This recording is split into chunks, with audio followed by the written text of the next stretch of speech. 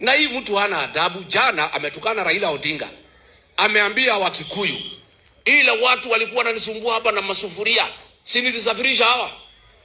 Nani alikuwa na sufuria? Si ni Raila. Sasa huyu mtu anachukua watu ufala. Pale anaambia Wajaluo, mimi napenda nyinyi, mimi ni mtu ya baba, nitafuata mambo ya baba. Amefika pale mlimani, anasema ile watu walikuwa wananisumbua mimi na masufuria kwa kichwa, nimesafirisha hawa. Na ni kweli amesafirisha, kwa sababu Raila ako Zayuni. Ako Zayuni, hayuko Zayuni? Nani amesafirisha yeye? Nani amesafirisha yeye? Hata kama umesafirisha Raila, mbona unajigamba kwa Wakikuyu ati vile ulisafirisha Raila? Mbona unatukana Wajaluo ukija Kikuyuni?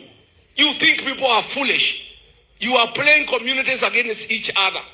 Ukienda kwa Wajaluo unatukana Wakikuyu, ukifika kwa Wakikuyu unatukana Wajaluo, na unafikiria watu ni wajinga.